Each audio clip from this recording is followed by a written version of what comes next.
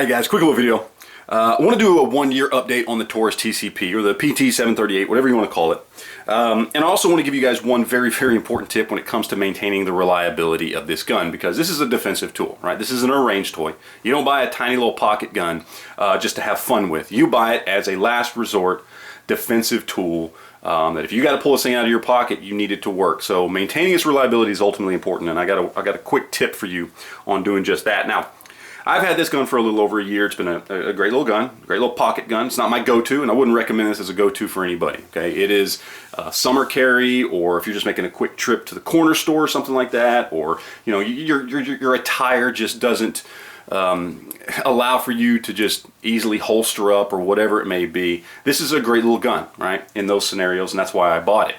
Now, some people are gonna ask, why are you doing a 1-year update on this gun? You don't do that with any other guns, and that's true, I don't. But I'm doing it for this one for 2 reasons. One, because this is a Taurus, and even though I'm a fan of Taurus and I think they're high value guns, you get a lot of bang for your buck, I recognize and I acknowledge they have an iffy reputation. All right, now I don't buy into the reasons behind that reputation, and I can do a whole video on why, but I acknowledge it has that, and you're buying this as a defensive tool. So you need to have all the information on something like that, especially if it's got an iffy reputation. The other reason is you're buying it as a defensive tool. And again, I think it's important to put good information out there for people who might be thinking about buying one of these, because they're very, very affordable. I mean, these things cost about $199 on average, and you can probably find them on sale cheaper than that for a brand new defensive tool. That's a great price. It really, really is. So that's why I'm going ahead and doing this update for you guys out there. Okay, so let's get on with the update. Now, I'm not going to sit here and tell you guys I fired thousands of rounds through this gun, because I haven't. You're not firing thousands of rounds through a pocket 380. Nobody is, all right? But I've got well over 200 rounds through it, probably close to the 250 mark, and I've been very, very pleased with the results. I mean, you've got a $199 gun, 380, 6+1 in the chamber, great trigger, and this thing is tiny and lightweight. I mean, I do not have big hands, and this thing is tiny. Any pocket you have, this is going to fit in it. No problems whatsoever. Now, I'm seeing people holster these things, and I don't understand why.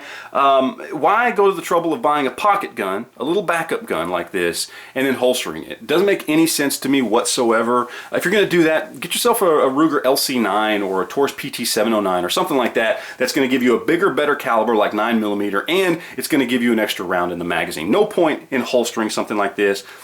Use it as it was designed to be used, as a pocket gun. Now, as far as accuracy goes, okay, this is a 5 to 7 yard gun, period. All right, nothing outside of that. Outside of that, you're talking about Hail Mary time, okay, basically. All right, but that's what you should expect from a tiny little pocket gun like this. This is designed for up close and personal distances. So inside that 5 to 7 yards, that 15 to 21 feet, this gun does exactly what you need it to do. It is extremely accurate. It's going to put rounds on target where you need those rounds to be, period. That's what the gun was designed for. That's where it excels. So I can easily say, given everything about this gun, the price, the design, the size, the weight, the capacity, the caliber, when it comes to pocket guns, I can highly, highly recommend this gun. It is amazing all across the board, and I absolutely love it.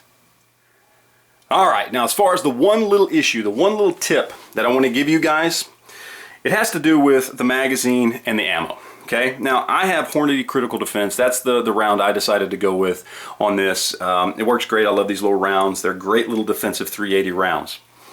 But here's the problem. This magazine, as the spring decompresses, okay, the spring gets weaker.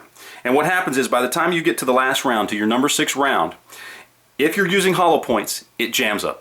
It jammed up on me every single time. It could not feed my hollow points into the chamber. You got a very tight action on here, okay?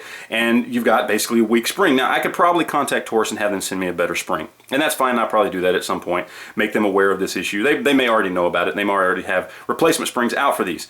But as far as the 2 magazines I have, the spring gets weaker. It does not want to feed hollow point rounds on that last round. I tried 3 different types of hollow point ammunition.